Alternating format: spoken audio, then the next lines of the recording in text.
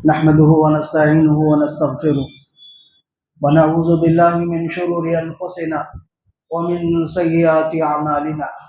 من يهده الله فلا مضل له ومن يضلله فلا هادي له، وأشهد أن لا إله إلا الله وحده لا شريك له، وأشهد أن محمدا عبده ورسوله. أما بعد، قال الله تبارك وتعالى في كلامه المجيد: يا أيها الذين آمنوا اتقوا الله حق تقاته ولا تموتن إلا وأنتم مسلمون. معزز بزرگوں، نوجوانوں اور پردہ-نشین خواتین، پچھلے کچھ عرصے پہلے جب ہمیں موقع ملا تھا جمعہ کے خطبے کا، تو ہم نے انسان کی پیدائش اور پھر انسان کا بچپن اور اس کی جوانی سے متعلق بہت ساری باتیں آپ کے سامنے پیش کی تھی. انشاءاللہ العزیز اسی سلسلے کو آگے بڑھاتے ہوئے ہم جوانی سے متعلق بھی گفتگو کریں گے، بڑھاپے سے متعلق بھی گفتگو کریں گے، اور پھر انسان کا خاتمہ کیسے ہوتا ہے، اور اس دنیاوی زندگی کے بعد کی زندگی، قبر کی زندگی جو برزخی زندگی کہلاتی ہے، اس کی کیا حالتیں ہوتی ہیں، اور پھر قیامت کیسے واقع ہوگی، اور اس کے بعد تفصیلی گفتگو انشاءاللہ آئندہ جمعات میں ہمارے پاس آئے گی. انسان کا سب سے اہم مرحلہ اس کی زندگی کا جوانی کا ہوتا ہے. جوان ایک نیک اور صالح ہو، ایک مسلم نوجوان نیک اور صالح ہو، یہ ایسے ہی نہیں ہو جاتا ہے، بلکہ اس کی تربیت کی ضرورت پڑتی ہے. تربیت اس کی بچپن میں اگر صحیح ہو تو وہ ایک اچھا نوجوان ثابت ہوتا ہے، ایک اچھا مسلمان ثابت. اگر اس کی بچپن کی تربیت صحیح نہیں ہے تو آگے چل کر اس میں بگاڑ پیدا ہونے کا بہت زیادہ اندیشہ ہوتا ہے، بہت زیادہ اندیشہ. نبی کریم صلی اللہ علیہ وسلم کی سیرت مبارکہ کا مطالعہ کریں ہم تو ہمیں پتہ چلے گا کہ نبی محترم صلی اللہ علیہ وسلم بچوں کو بہت زیادہ اہمیت دیتے تھے، کیونکہ یہی بچے کل کے مستقبل ہیں. آنے والے دنوں میں یہی بچے نوجوان ہوں گے، انہی کے کندھوں پر ذمہ داریاں ہوں گی.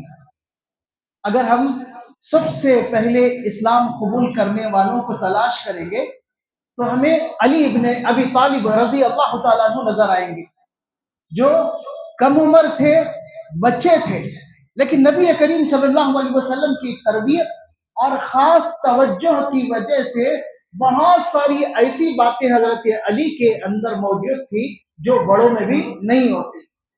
اتنی زیادہ ہوشیاری، چالاکی اور سمجھداری کئی طرح سے.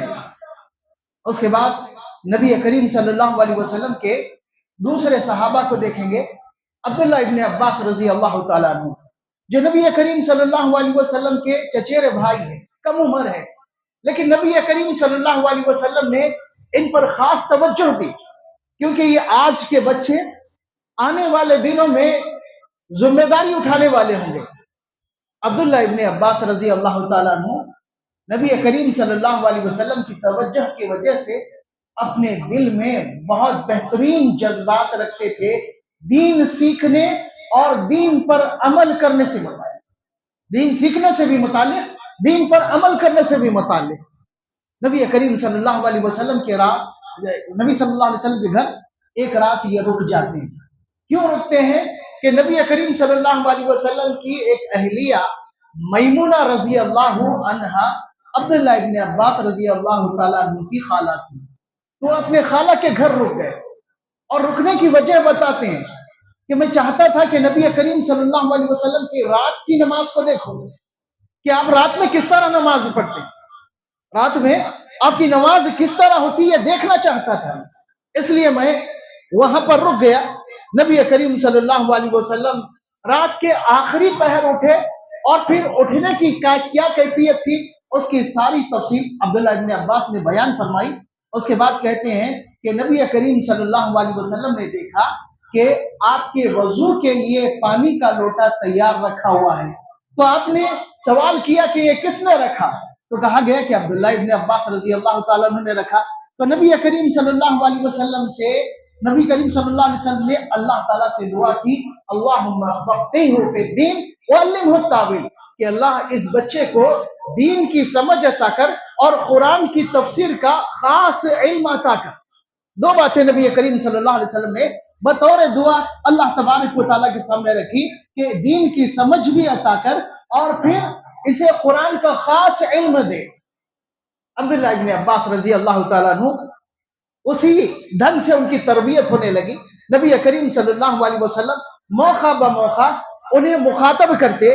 ایک موقع پر نبی کریم صلی اللہ علیہ وسلم عبداللہ ابن عباس سے کہتے ہیں، یا غلام اعلمک کلمات، کہ دیکھو بیٹا میں تمہیں کچھ باتیں سکھاتا ہوں، انہیں اچھی طرح یاد رکھنا۔ اور ان باتوں میں نبی کریم صلی اللہ علیہ وسلم نے سب سے پہلے کس بات کا انتخاب کیا؟ عقیدہ کا انتخاب کیا، اور فرمایا احفظ اللہ یحفظک، کہ دیکھو اللہ کی حفاظت، اللہ کے دین کی حفاظت کرو، اللہ تمہاری حفاظت کرے گا۔ اللہ کے دین کی حفاظت کرو، اللہ تمہاری حفاظت کرے گا۔ احفظ اللہ تجدہ تجاہک، اگر تم اللہ کے دین کی حفاظت کرو گے تو اللہ تبارک و تعالیٰ کی مدد اتنی زیادہ تمہارے ساتھ ہوگی، یوں محسوس ہوگا گویا اللہ تمہارے ساتھ ہے، تمہارے سامنے۔ احفظ اللہ یحفظک۔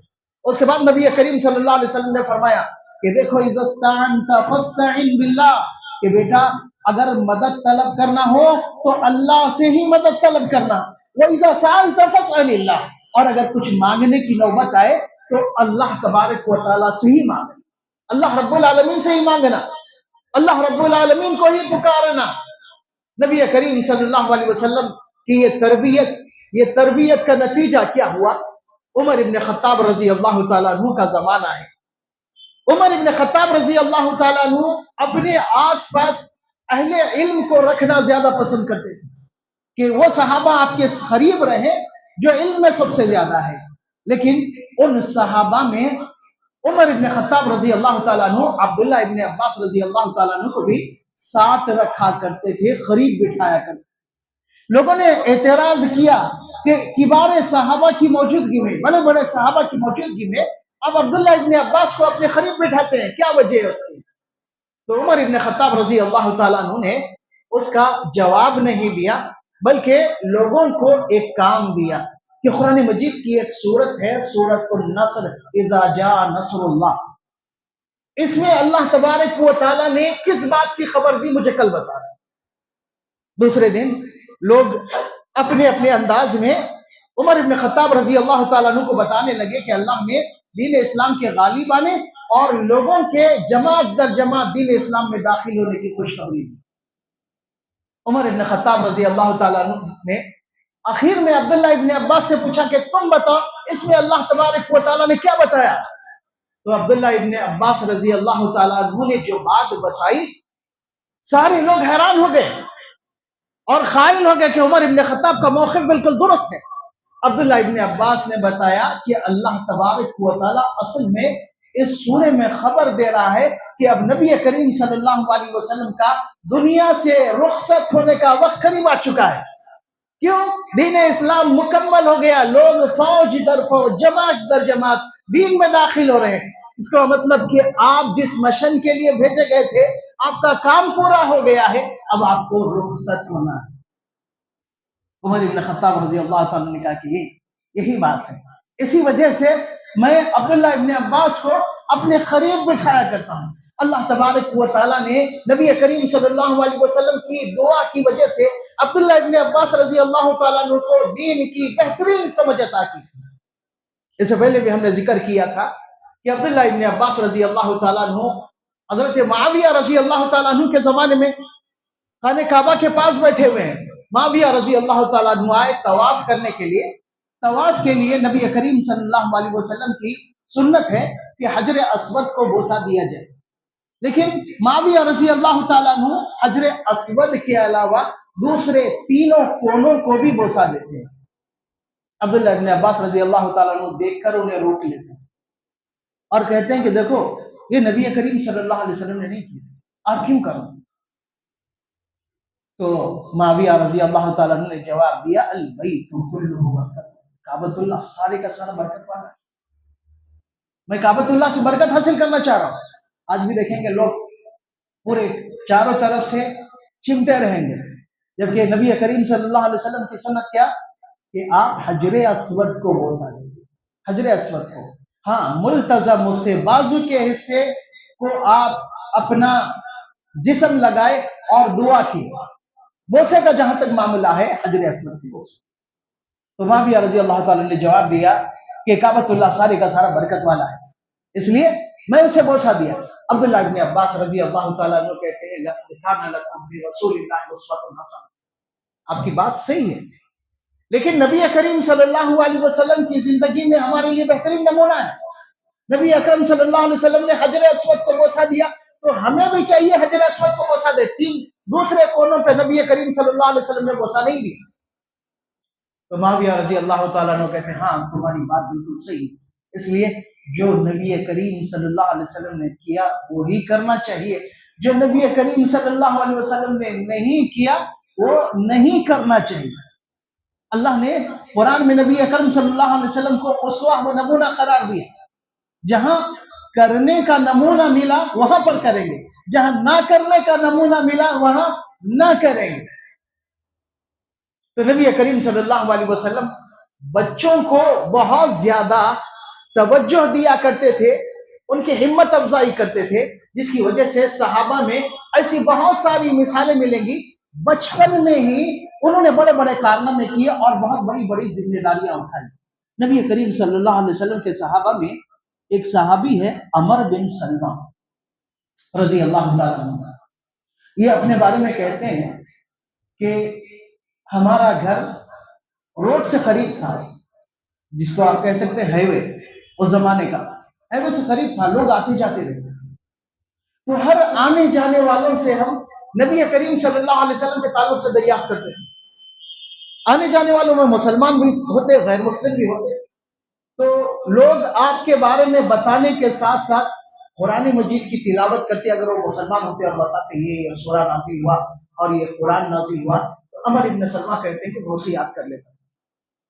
جب مکہ فتح ہوا اور مسلمان کی تعداد بڑھنے لگی، لوگ اسلام میں داخل ہونے لگے، تو وہ کہتے ہیں کہ میرے والد بھی میرے قوم میں سب سے پہلے مسلمان، میں تو پہلے سے ہی ذہن بنا چکا تھا، قرآن یاد تھا، میں بھی مسلمان، میرے والد بھی مسلمان، اس کے بعد ساری قوم مسلمان ہو گئی۔ میرے والد نبی کریم صلی اللہ علیہ وسلم کے پاس جا کر آپ سے ملاقات کر آئے اور آپ کا فرمان یہ یاد کر آئے کہ جب نماز کا وقت ہو جائے تو تم میں سے کوئی ایک اذان دے، اور جو زیادہ قرآن جاننے والا، قرآن یاد کرنے والا ہو وہ امامت کرے۔ اب ہمارے پاس اگر یہ بات سمجھنے میں دشواری ہو جائے گی تھوڑا، ہر کوئی اذان دینے کے لیے تیار ہوگا۔ ایک بات یاد رہے، یہ حکم کہاں کے لیے ہے؟ جہاں پر مؤذن مقرر نہیں ہے یا امامت کرنے والا مقرر نہیں، امامت کرنے والا یا اذان دینے والا مقرر نہیں ہے، وہاں پر کوئی ایک اذان دے اور جو قرآن زیادہ جاننے والا ہے وہ امامت کرے۔ لیکن جہاں مؤذن مقرر ہے، بغیر مؤذن کی اجازت کے، بغیر مؤذن کی اجازت کے کوئی اذان نہیں دے سکتا، بغیر مؤذن کی اجازت کے کوئی اذان نہیں دے سکتا۔ جہاں پر امام مقرر ہے، بغیر امام کی اجازت کے کوئی دوسرا امامت نہیں کر سکتا۔ تو نبی کریم صلی اللہ علیہ وسلم کا فرمان، تم میں جو زیادہ قرآن جاننے والا ہے وہ امامت کریں۔ تو وہ کہتے ہیں کہ میری قوم کے لوگوں نے دیکھا تو کسی کو بھی قرآن یاد نہیں، سب سے زیادہ قرآن میں جاننے والا ہوں، اور میری عمر بھی 7 سال۔ کتنی؟ 7 سال۔ اب لوگوں نے یہ نہیں کہا کہ یہ بچہ ہے، یہ کیا ہماری امامت کرے گا، اتنے بڑے بڑے لوگ موجود ہیں، نہیں کہا، لیکن قرآن کی اہمیت تھی، قرآن کی اہمیت تھی، بچے کو آگے بڑھایا، اس بچے نے ہی نماز پڑھایا، اس بچے نے ہی نماز پڑھایا۔ اکثر مساجد میں دیکھنے آتا ہے کہ امام صاحب ہوتے ہوئے لوگ اپنے بچوں کو آگے بڑھانا چاہتے ہیں، یاد رہے امام کی اجازت کے بغیر یا امام کی موجودگی میں اس طرح نہیں کرنا چاہیے. امام نہیں ہے تو اس وقت آپ آگے بڑھا سکتے ہیں. تو عمر ابن سلمہ کہتے ہیں کہ میں نے امامت کیا، نماز پڑھایا. نماز ہونے کے بعد ایک عورت کھڑی ہوئی اور قوم کے لوگوں سے کہا کہ اپنے امام کی ستر پوشی کا انتظام کرو. عمر ابن سلمہ کہتے ہیں کہ میرے پاس ایک ہی چادر تھی جو کچھ چھوٹی بھی تھی. میں جب سجدے میں جا رہا تھا تو میرا سطر کھل جا رہا تھا. تو عورت نے کہا لوگوں سے کہ اس کے سطر پوشی کا انتظام کرو. تو ساروں نے مل کر میرے لیے کپڑوں کا انتظام کیا. تو عمر ابن سلمہ کہتے ہیں اس دن مجھے جتنی خوشی ہوئی ویسی خوشی کبھی نہیں، ایسی خوشی کبھی نہیں ہوئی. ایک تو امامت کیا، لوگوں کو نماز پڑھایا، اور پھر اس کے بعد اللہ تبارک و تعالیٰ نے ایک تحفہ مجھے دیا، لباس کی شکل میں تحفہ دیا. تو نبی کریم صلی اللہ علیہ وسلم ہمیشہ بچوں پر توجہ دیا کرتی تھی. قرآن مجید میں اللہ تبارک و تعالیٰ نے لقمان کا تذکرہ کیا. لقمان کے تذکرے میں بھی اللہ تبارک و تعالیٰ فرماتا ہے اذ قال لقمان لابنه وهو يعظه. لقمان نے اپنے بیٹے سے کہا جو کم عمر تھا اور نصیحت کر رہے تھے. کیا سب سے پہلی نصیحت؟ یا بنی لا تشرک باللہ ان الشرک لظلم عظیم. بیٹا اللہ کے ساتھ شرک نہ کرنا، کیونکہ شرک یہ بہت بڑا گناہ ہے، بہت بڑا گناہ ہے. اور یہ چیز بچوں کو بچپن سے ہی سکھانا پڑتا ہے، بچپن سے ہی سکھانا پڑتا ہے کہ شرک یہ بہت بڑا گناہ ہے. اتنا بڑا گناہ ہے کہ اللہ رب العالمین ارشاد فرماتا ہے وَلَقَدْ أُوحِيَ إِلَيْكَ وَإِلَى الَّذِينَ مِنْ قَبْلِكَ لَئِنْ أَشْرَكْتَ لَيَحْبَطَنَّ عَمَلُكَ. نبی کریم صلی اللہ علیہ وسلم سید الانبیاء خاتم النبیین، آپ صلی اللہ علیہ وسلم کو اللہ مخاطب کر رہا ہے. اس لیے مخاطب نہیں کر رہا ہے کہ وہ چیز آپ کے اندر پائی جاتی ہے، بلکہ امت کے لیے ایک مثال بیان کی جا رہی ہے. امت کے لیے ایک مثال. اللہ تبارک و تعالیٰ کا فرمان اے نبی آپ کی جانب وحی کی گئی، آپ سے پہلے والے انبیاء کی جانب وحی کی گئی. کیا وحی کی گئی؟ لَإِنْ أَشْرَكْتَ، اگر آپ بھی شرک کریں گے. خطاب کسے؟ نبی اکرم صلی اللہ علیہ وسلم سے. لَإِنْ أَشْرَكْتَ، اگر آپ سے بھی شرک جیسا عمل ہوگا. نبی شرک نہیں کرتے، کوئی بھی نبی شرک نہیں کرتے، لیکن شرک کی سنگینی کو بتایا جا. لَإِنْ أَشْرَكْتَ، اگر آپ بھی شرک کریں گے لَيَحْبَطَنَّ عَمَلُكَ، نبی آپ کا عمل بھی ضائع ہو جائے گا، آپ کا عمل بھی ضائع ہو جائے گا. تو نبی کریم صلی اللہ علیہ وسلم بچوں کو جہاں تعلیم دیتے وہیں پر شرک سے متعلق بھی انہیں آگاہ کیا کرتے تھے.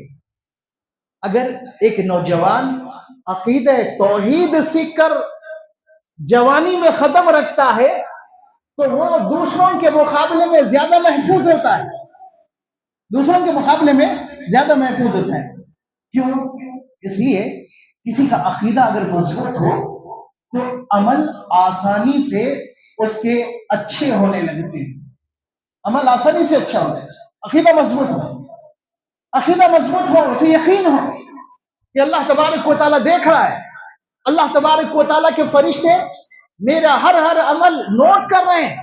قیامت کے دن سارے لوگوں کے سامنے میرے اعمال پیش کیے جائیں گے، اللہ میرا حساب و کتاب لینے والا ہے، ہر چیز کے بارے میں مجھ سے سوال کیا جائے گا.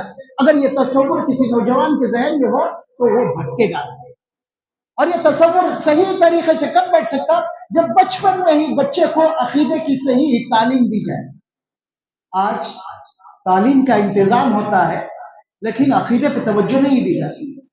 آج ہمارے پاس بہت سارے صباحیہ مسائیہ مدارس چل رہے ہیں، صبح میں کام کرنے والے مدارس، شام میں کام کرنے والے مدارس، لیکن ان میں بھی ہماری توجہ عقیدے پر کم ہو گئی.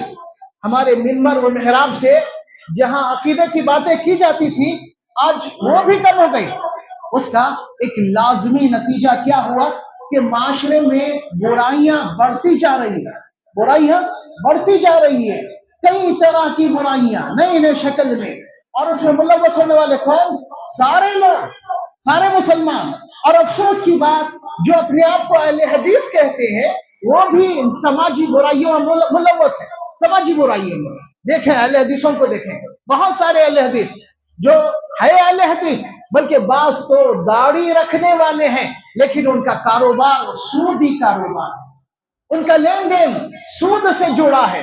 بہت سے ایسے اہل حدیث ملیں گے جو غیر اسلامی رسموں کو کرنے والے ہیں، اپنے بچوں کی سالگرہ منائیں گے، اپنے گھروں میں ایسے خرافات کریں گے جو کسی اہل حدیث سے تصور نہیں کیا جا سکتا. ان کی شادیوں کو دیکھیں، ان کی شادیوں میں بھی ایسی بہت ساری خرافات ملے گی، ہے اہل حدیث لیکن برابر ان کے پاس ویڈیوگرافی ملے گی، برابر شادی کی ساری رسمیں ملے گی، منجے بھی ملیں گے، ان کے پاس سانچک بھی ملے گی، اور پھر اس کے بعد دیگر ساری رسمیں، اس کے ساتھ گانا بجانا بھی. افسوس ہے، گانا بجانا اور آتش بازی، پٹاخے چھوڑے جاتے ہیں. بلکہ ایک گھرانے کو ہم نے دیکھا ہے کہ شادی کے موقع پر باجا بج رہا ہے. باجا بجنے کے دوران باجا گیٹ کے سامنے بج رہا تھا. خواتین نے باجے والوں کو اندر بلایا، اور اندر جب باجا بجنا شروع ہوا تو ساری خواتین ناچنے لگی. ہے کون؟ اہل حدیث. نعوذ باللہ من ذلک. تو وجہ کیا ہے؟ ان سماجی برائیوں کے بڑھنے کی وجہ کیا ہے؟ افسوس کی بات ہے، اتنی زیادہ برائیاں ہمیں 2 دن کی کانفرنس کرنی پڑ رہی ہے کہ اس کا خاتمہ کیا جائے، اس کا خاتمہ کیسے کیا جائے. اور یاد رہیں، اس کے خاتمے کے لیے ہم اپنے آپ کو سدھاریں گے. ہماری پریشانی یہ ہے، ہم سدھرنا نہیں چاہتے، ہم چاہتے ہیں دوسرا سدھر جائے. ہم کوئی چیز سنے جانے تو پہلے ہم عمل کرنا نہیں چاہتے، دوسروں کو عمل کرانا چاہتے. دوسرا سدھر جائے نہیں، پہلے اپنے آپ کو سدھارنا پڑے گا، اپنے آپ کو، اپنے گھر والوں کو.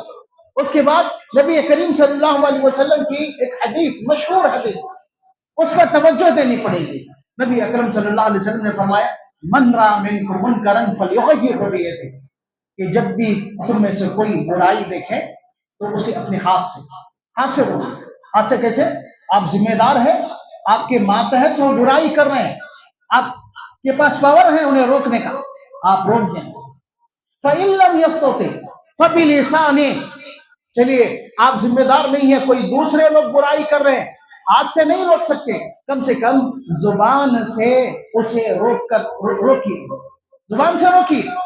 فَإِن لَمْ يَسْتَطِعْ فَبِقَلْبِهِ، چلیے زبان سے بھی نہیں روک سکتے تو کم سے کم دل میں برا جانیں. دل میں برا جاننے کا مطلب آپ اس کا ساتھ مت دیجیے.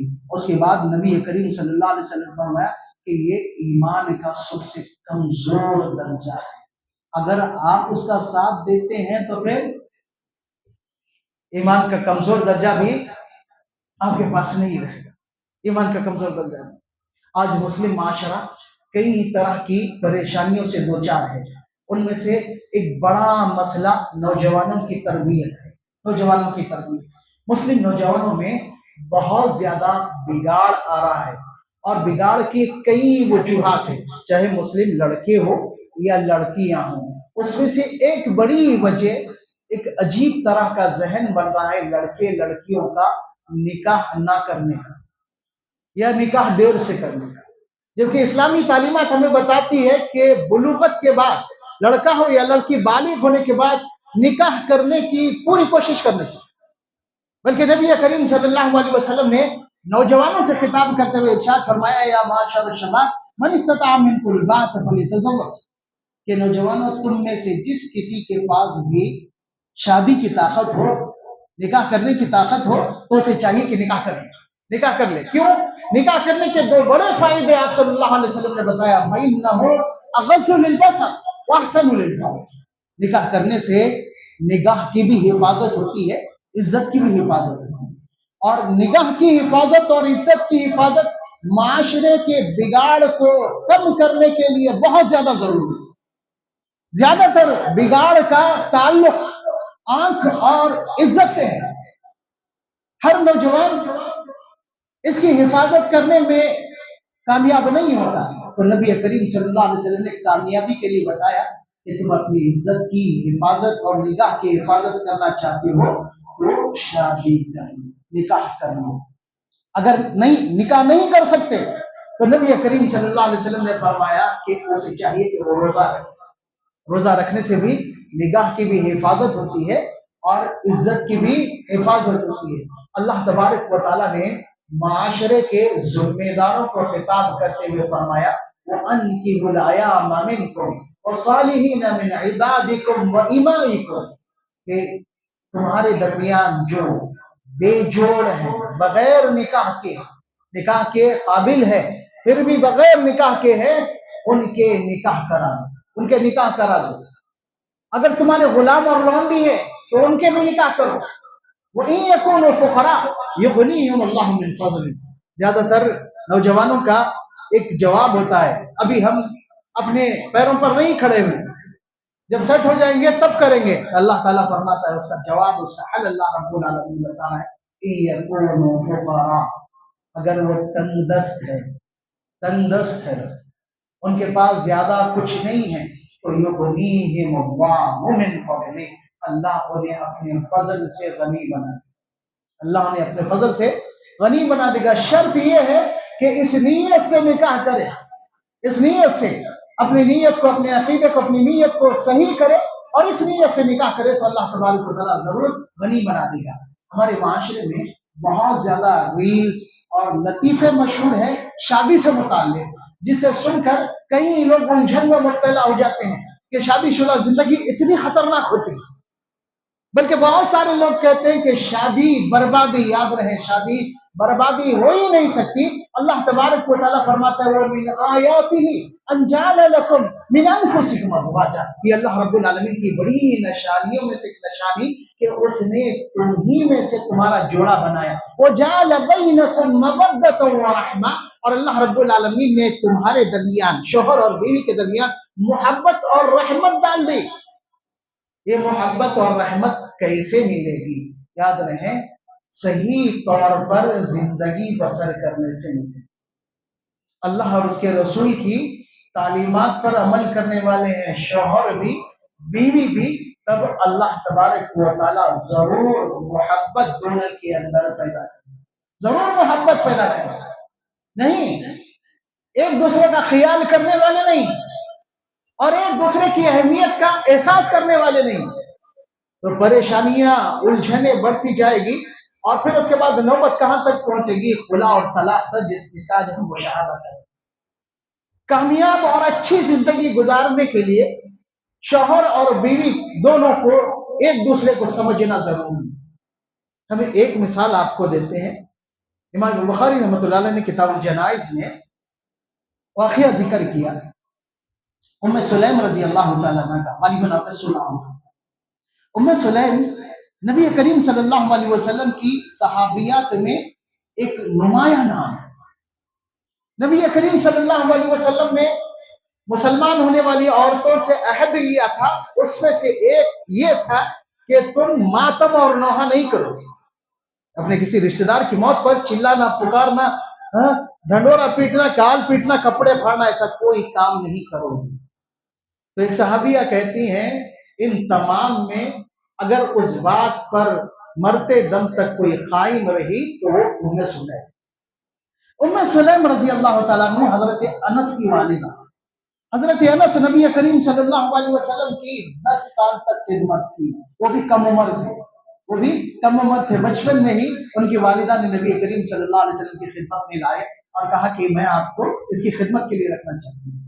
تو انس رضی اللہ تعالیٰ عنہ کے والد کا انتقال ہو گیا. ام سلیم بیوہ ہو گئی. عدت کے دن گزر گئے تو انہیں پیغام آنا شروع ہوئے، جن میں سے ایک پیغام تھا ابو طلحہ کا. تو ام سلیم رضی اللہ تعالیٰ عنہ نے جواب میں کہا، ابو طلحہ ایک معروف شخصیت تھے اور اچھا اثر و رسوخ تھا، نام تھا ان کا. کہا کہ آپ جیسے مرد کا رشتہ رد نہیں کیا جا سکتا، لیکن میں مومنہ ہوں اور کافر ہے، ایسا ہو ہی نہیں سکتا کہ میں اس رشتے کو راضی ہوں. آپ کافر ہے، میں مومنہ ہوں. ابو طلحہ رضی اللہ عنہ اس وقت بالکل ہل گئے کہ اتنا بہترین رشتے کا انکار کر رہی ہے ایمان کی وجہ سے. آخر ہے کیا ہے؟ معلومات کیا، مسلمان ہو گئے اور پھر دونوں کا نکاح ہو گیا. اس کے بعد اللہ تبارک و تعالیٰ نے دونوں کو بیٹے کی شکل میں اولاد سے نوازا. اور اللہ کی مشیت اور اللہ کی مرضی کہ وہ بچپن سے ہی بیمار تھا सांस के मसले में मुब्तला था, जैसे अस्थमा वगैरह या उससे ज्यादा कोई चीज हो सकती, सांस का प्रॉब्लम था उसको। एक दिन बच्चा तबीयत बहुत ज्यादा खराब हो गई, तो अबू तलहा ने कहा कि मैं बच्चे के इलाज के बारे में कुछ इंतजाम करता हूँ। घर से निकल गए और वो जैसे घर से गए बच्चे का इंतकाल हो गया थोड़ी देर में। जब शाम में वापस आए तो क्या हाल होना चाहिए? हमें से किसी का घर होता तो पूरा मोहल्ला सर पे उठा लिया जाता, लेकिन वो उम्मे सुलैम रजी अल्लाह तआला अन्हा थी, जिन्होंने नबी करीम सल्लल्लाहु अलैहि वसल्लम से अहद किया था कि मातम वो नौहा नहीं करोगे। अबू तलहा घर आते हैं और वो समझ जाती हैं कि ये थक कर आई। बच्चे के बारे में पूछा कि बच्चे की तबीयत कैसी है, तो अल्फाज देखें क्या अल्फाज इस्तेमाल की, अब सांस का मसला बिल्कुल ठीक हो गया, अब नहीं सांस नहीं फूल रही, सांस का मसला बिल्कुल थम गया, बिल्कुल ठीक हो गया। जबकि हकीकत क्या थी? हमेशा के लिए सांस रुक गई, हमेशा के लिए सांस रुक गई। अबू तलहा समझे शायद बीमारी में इफाका हुआ। उसके बाद अबू तलहा कहती हैं कि जिस तरह वो रोज मेरे साथ रहा करती थी उसी तरह उस रात भी मेरे साथ रही और हम दोनों एक दूसरे से लुत्फअंदोज हुए। उसके बाद वो अबू तलहा को समझाने के लिए कहती हैं कि अगर कोई आपको कोई चीज अमानत के तौर पर दे और वापस मांगे तो आप क्या करेंगे? अबू तलहा ने कहा कि हम वापस कर देंगे। तो कहा कि अगर वापस ना करे तो ये अच्छी बात नहीं है। तो कहा कि अबू तलहा, अल्लाह ने हमें एक बेटा अमानत के तौर पर दिया था, उसे रात में तुम्हारे जाने के बाद ही उस अमानत को वापस ले लिया, अब हमारा बेटा नहीं रहा। अबू तलहा रजी अल्लाह तआला अन्हु इस खातून की ये बात सुनकर दहल गए। या अल्लाह, इतना मजबूत ईमान, नबी करीम सल्लल्लाहु अलैहि वसल्लम से किए हुए पास वादे का इतनी ज्यादा पासदारी, आपसे किए हुए वादे का कि नौहा नहीं करोगी, मातम नहीं करोगी, इतनी मजबूत औरत। नबी करीम सल्लल्लाहु अलैहि वसल्लम फजर में देखते हैं अबू तलहा, और अबू तलहा कुछ कहना चाह रहे हैं। पूछा क्या हुआ? पूरा किस्सा सुनाया। नबी अकरम सल्लल्लाहु अलैहि वसल्लम ने बरकत की दुआ दी, तारीफ की, उनकी बरकत की दुआ की। अगर आज की कोई खातून होती तो पूरा घर सर पे उठा लेती, शौहर की सुकून की बात तो दूर की बात, उल्टे ताने देने लगती कि तुमसे बच्चे के इलाज का इंतजाम भी नहीं हो सका, बच्चे के इलाज का इंतजाम भी नहीं हो सका। नहीं, अल्लाह तबारक व तआला ने शौहर और बीवी को दोनों को एक दूसरे के हुकूक अदा करने का हुक्म दिया। याद रहे, इस्लाम एक तरफा बात नहीं करता, न पूरी जिम्मेदारी शौहर को, न पूरा बोझ औरत पर, बल्कि अल्लाह रब्बुल आलमीन फरमाता है व आशिरुहुन्ना बिल मारूफ, कि तुम औरतों के साथ अच्छे अंदाज में गुजर बसर करो। अच्छे अंदाज में गुजर बसर कैसे हो सकती है? माफ करना, टाइम ज्यादा हो गया, मैं मुख्तसर अंदाज में अपनी बात खत्म करूंगा। अच्छे अंदाज में जिंदगी कैसे बसर हो सकती है? नबी करीम सल्लल्लाहु अलैहि वसल्लम की हदीस, खैरुकुम लिअहली व अना खैरुकुम लिअहली, कि लोगों तुम्हें बेहतरीन इंसान वो है जो अपने घर वालों के लिए बेहतर, अपने घर वालों के लिए बेहतरीन होने का मेयार नबी करीम सल्लल्लाहु अलैहि वसल्लम ने बताया। बेहतरीन किसे कहेंगे? वो इंसान जो अपने घर वालों के लिए बेहतर हो। बेहतर होने का मतलब जोर का गुलाम नहीं, बल्कि हुकूक अदा करने वाला हो, अपने बीवी बच्चों का ख्याल करने वाला, हुकूक अदा करने वाला हो, उसे बेहतरीन कहा जाता है।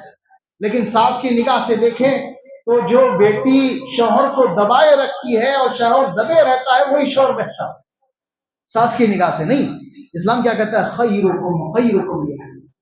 उसके बाद नबी करीम सल्लल्लाहु अलैहि वसल्लम ने फरमाया व अना खैरुन लिअहली, तुम मुझे देखो, मैं अपने घर वालों के लिए बेहतरीन हूं, अपने बीवियों के लिए बेहतरीन शौहर हूं मैं।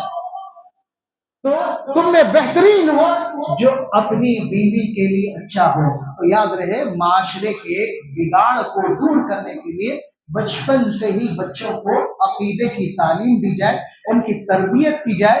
جب وہ جوانی میں قدم رکھیں گے تو ان کے بگڑنے کے مواقع، ان کے بگڑنے کے خدشے بہت کم ہو جاتے ہیں۔ اور نوجوان کو چاہیے کہ شادی کی جانب توجہ دیں، کیونکہ موجودہ زمانے میں کئی طرح سے برائیاں پھیلی ہوئی ہیں، ان سے بچنے کے لیے شادی بالآخر نہیں کرنا چاہیے۔ اللہ تبارک و تعالیٰ سے دعا ہے کہ اللہ تبارک و تعالیٰ ہمیں عقیدے پر توجہ دینے کی توفیق عطا فرمائے، اپنے بچوں کی تربیت کرنے کی توفیق عطا فرمائے، خالص کتاب و سنت پر عمل کرنے کی توفیق عطا فرمائے، ہر قسم کے بگاڑ سے اللہ رب العالمین ہماری حفاظت فرمائے۔ اقول قولی ھذا استغفر اللہ لی و لکم ولسائر المسلمین۔